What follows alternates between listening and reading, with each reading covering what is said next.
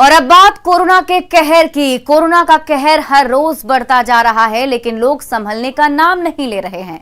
देवघर के बैजनाथ धाम स्टेशन पर जो नजारा दिख रहा है वो डराने वाला है।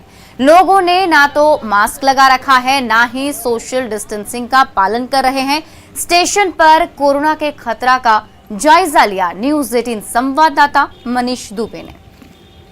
एक तरफ जहां कोरोना महामारी दूसरी लहर से पूरा देश जूझ रहा है, वहीं झारखंड सरकार के द्वारा स्वास्थ्य सुरक्षा सप्ताह का अवधि बढ़ाकर अब 6 मई को कर दिया गया है। इस वक्त हम बैजनाथ धाम स्टेशन पे, आप भीड़ देखिए कि किस तरह से लोग स्टेशन से निकल के इतनी भीड़ में इतनी भारी तादाद में आ रहे हैं। ना ही इन्हें रोकने के लिए किसी पुलिस प्रशासन की व्यवस्था की गई है और ना ही इन लोग सोशल डिस्टेंसिंग, बगैर मास्क के भी बहुत सारे लोग आपको दिख रहे होंगे जो कि ट्रेन से अभी जस्ट उतरे हैं और अपने अपने घरों के लिए या फिर जहां भी आए हैं वो वहां जा रहे हैं। लेकिन इस बदहाली के लिए कौन जिम्मेवार होगा अगर कोरोना विस्फोट देवघर में होता है? अब देखिए कि भीड़ देखिए कि काफ़ी संख्या में, काफ़ी तादाद में यहाँ पे भीड़ आपको नज़र आएगा।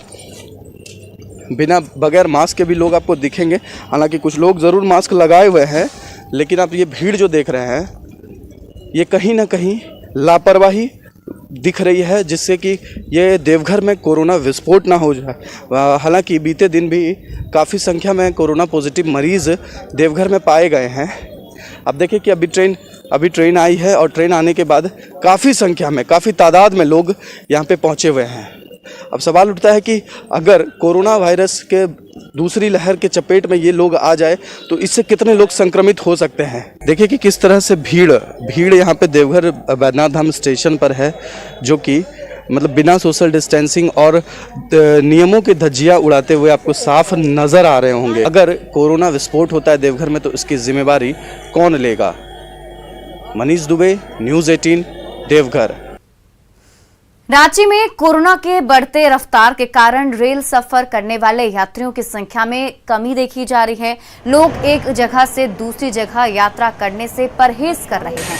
वहीं रांची रेलवे स्टेशन पर यात्रियों की कोरोना जांच भी सही तरीके से नहीं हो पा रही है। रेल कर्मियों के कोरोना संक्रमित होने के बाद जांच काउंटर खाली पड़े हैं। रांची रेलवे स्टेशन का जायजा लिया न्यूज़ 18 संवाददाता अविनाश कुमार।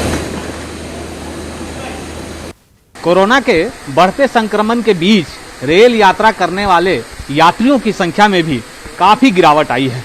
इस वक्त हम रांची रेलवे स्टेशन पर हैं और गरीब रथ दिल्ली से चलकर यहाँ पहुँची है। अगर आप देखें कि किस तरह से एक बॉगी में 2 से 4 लोग, बहुत अधिक हो तो 5 पैसेंजर से ज़्यादा की संख्या देखने को नहीं मिली। पूरा प्लेटफॉर्म इस वक्त जो नज़ारा है, जो लोग आने वाले हैं उनकी संख्या से आप अंदाज़ा लगा सकते हैं कि पहले किस तरह की तस्वीर हुआ करती थी और आज किस तरह की तस्वीर है। लोग यात्रा करने से परहेज कर रहे हैं। लोग बहुत ज़रूरी हो तभी यात्रा कर रहे हैं। एक अच्छी बात भी है, ये ऐसा होना भी चाहिए। लेकिन इस बीच जो सबसे ज़्यादा ज़रूरी है कि जो यात्रा करने वाले लोग यहाँ पहुँच रहे हैं, एक जगह से दूसरी जगह से यहाँ आ रहे हैं, उनके लिए जाँच की क्या व्यवस्था है। हमारे साथ मजिस्ट्रेट हैं, उनसे जान लेते हैं। यहाँ कोई जांच नहीं दिख रहा है, ऐसा क्यों है? नहीं, यहाँ पे जांच हो रही थी और लगातार जांच हो रही थी, लेकिन पिछले 2-3 दिनों से रेलवे के कर्मचारी का काम था, स्कैनिंग के लिए बोला गया था। लेकिन रेलवे के हॉस्पिटल में खुद कोविड मरीजों की संख्या बढ़ गई है। ज़्यादा से ज़्यादा भी रेलवे कर्मचारी संक्रमित हो गए हैं। तो हमने रेलवे के डॉक्टरों से बात की थी। उनका कहना था कि हमारे यहाँ स्टाफ की कमी है, इसलिए हम लोगों ने उनको अपने यहाँ शिफ्ट कर लिया है अस्पताल में। तो जब तक कुछ कम नहीं हो जाती है मरीजों की संख्या, तब तक देखते हैं नया अगर कर्मचारी हमारे पास उपलब्ध होंगे तो फिर दोबारा जांच शुरू कर दिया जाएगा। नहीं, हम कानपुर से आ रहे हैं। कानपुर से कोई तरह की कोई परेशानी आपको? नहीं, कोई नहीं। किसी तरह का कोई सिम्टम?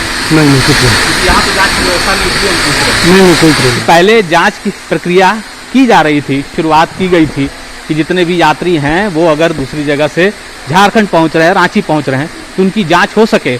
लेकिन पिछले 2-3 दिनों से यह नहीं हो पा रहा है। ऐसे में ये बात ज़रूर है कि कहीं ना कहीं इस कमी की वजह से जो कोरोना का संक्रमण है वो दूसरे प्रदेश से आपके प्रदेश आ सकता है और आपके पास इसका कोई रिकॉर्ड भी नहीं रहेगा।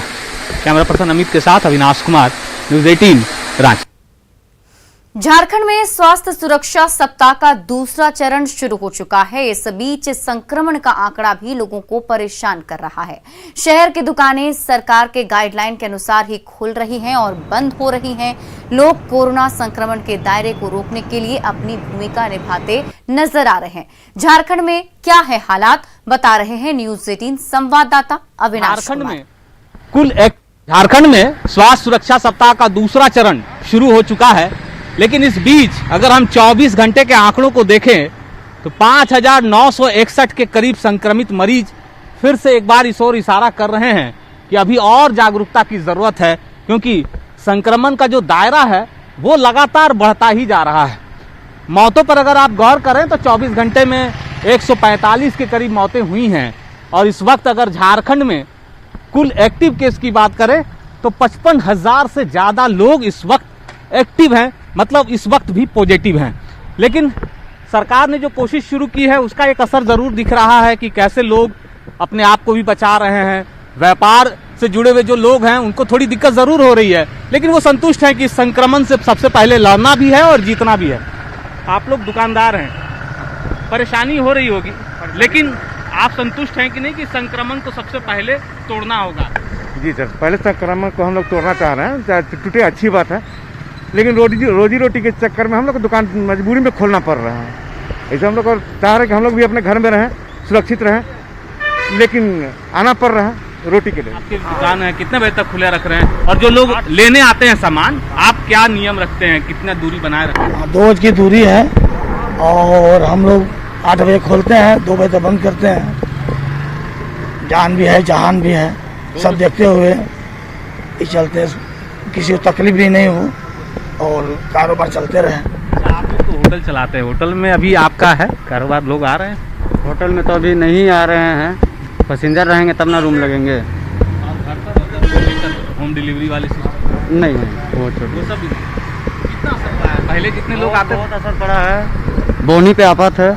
ये कि इस वक्त तो जरूरी ये है कि आप कैसे जीवित रहें, लोग अपने घर पर रहेंगे, सुरक्षित रहेंगे, तभी उनके परिवार के लिए, इस राज्य के लिए, इस झारखंड का भला हो सकता है। क्योंकि कोरोना का संक्रमण की चेन को तोड़ना सबसे पहले जरूरी है, उसके बाद ही सारी चीजें हैं।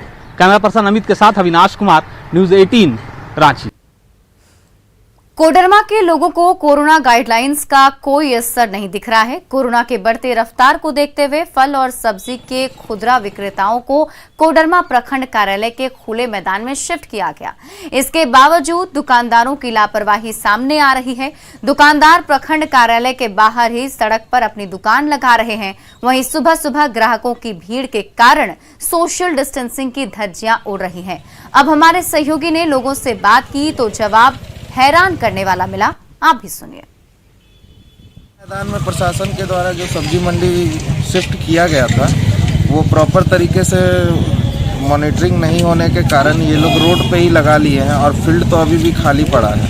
और प्रशासन को चाहिए कि हर दिन इसकी मॉनिटरिंग खुद से करे और फील्ड में सोशल डिस्टेंसिंग के साथ ग्राहकों का आना जाना इसको सुनिश्चित करें। नगर पालिका से हम लोग यही चाहते हैं कि जैसे सबको यहाँ भेजा, दुकान हो या ठेला हो, सबको तो भेजा, लेकिन दुकान वाला को भी भेजे।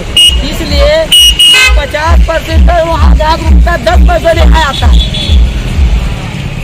10% आता, 10% में क्या बेचेगा? सब तो भूखे यहाँ मर रहा है और वहाँ वाला दुकान वाला मजा लूट रहा है और कमा रहा है, दुनिया भर अनाप शनाप पैसा लूट रहा है डबल दाम में।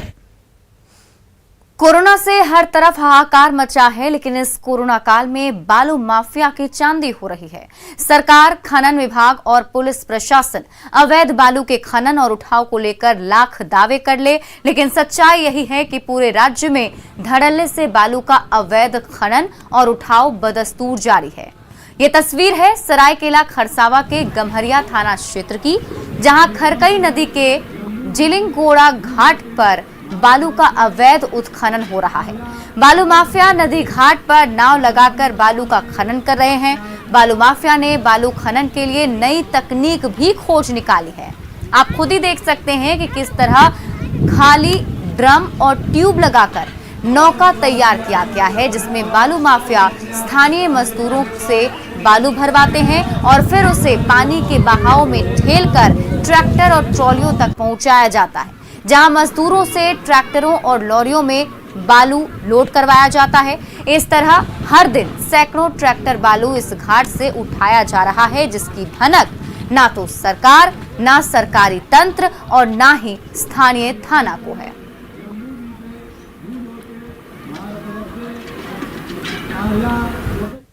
कोरोना के बढ़ते कहर के बीच देवघर के बाबा बलियासे ने मानवता की बड़ी मिसाल पेश की है। बाबा बलियासे कोरोना मरीजों को मुफ्त में ऑक्सीजन उपलब्ध करवा रहे हैं। उनका कहना है कि वो वेस्ट बंगाल से कुल 69 ऑक्सीजन सिलेंडर लेकर लोगों के लिए आए थे, जिसे वो मुफ्त में जरूरतमंदों तक पहुंचा रहे हैं। उनके पास जरूरतमंद लोग आधार कार्ड लेकर आते हैं और भरा हुआ ऑक्सीजन सिलेंडर लेकर जाते हैं। अब तक लगभग 300 लोगों तक उन्होंने मदद पहुंचा दी है। एक दोस्त का तबीयत खराब हुआ था, इसी सिलसिले में मारवाड़ी युवा मंच हम लोग गए हुए थे।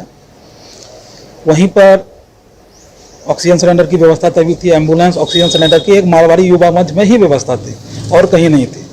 हमने गया, देखा और पाया वहाँ से। उसी को देखते हुए मैंने भी फॉलो किया और ऑक्सीजन सिलेंडर मंगा के, एम्बुलेंस ला के ये सारी व्यवस्था की।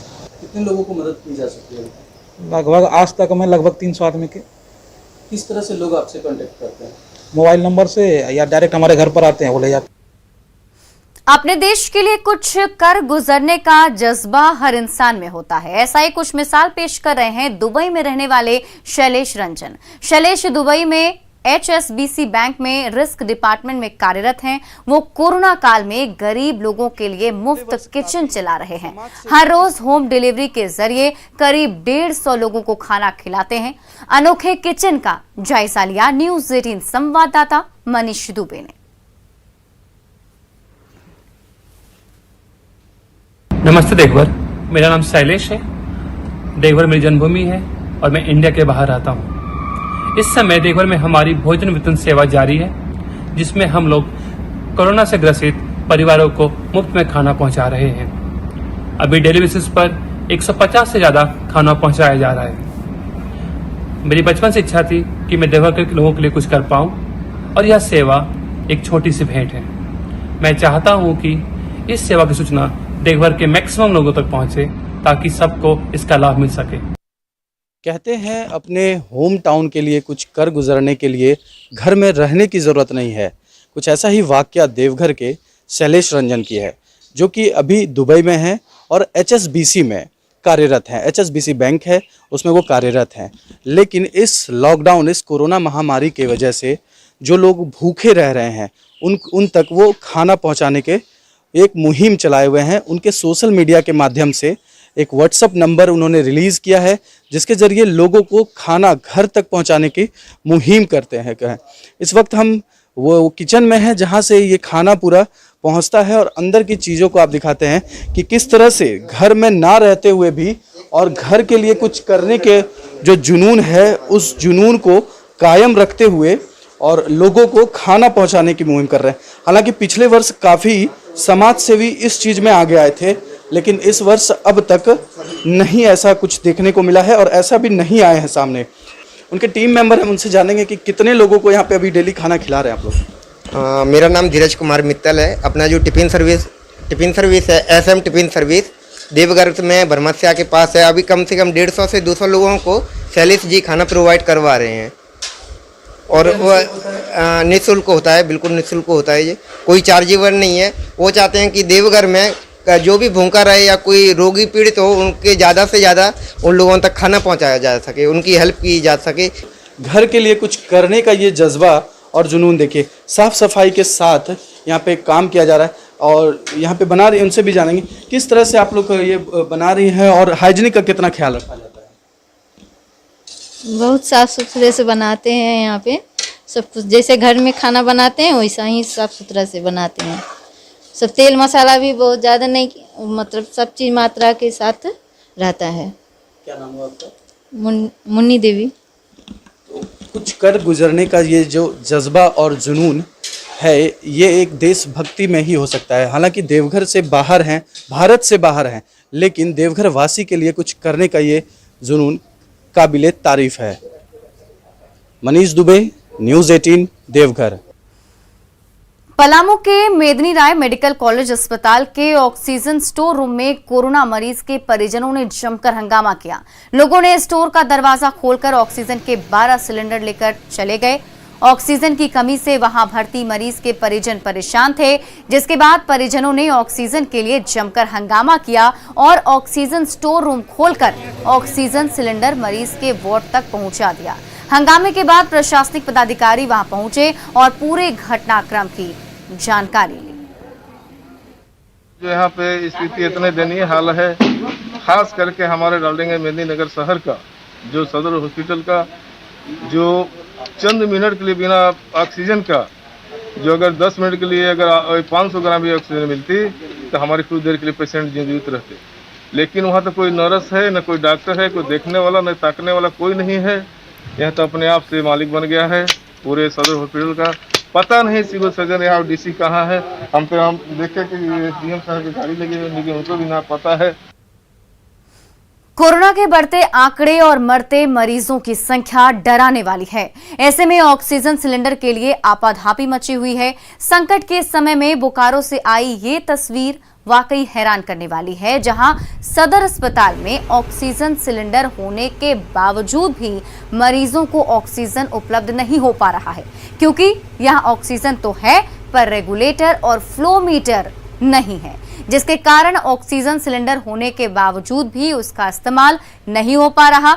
जिम्मेदारी संभाल रहे पूर्व उपाधीक्षक इस मामले में कुछ भी कहने से बच रहे हैं। हालांकि नव नियुक्त उपाधीक्षक डॉक्टर NP सिंह ने कहा कि रेगुलेटर और फ्लो मीटर के लिए सप्लायर से संपर्क किया गया है, लेकिन अभी तक इसकी आपूर्ति नहीं हो पाई है।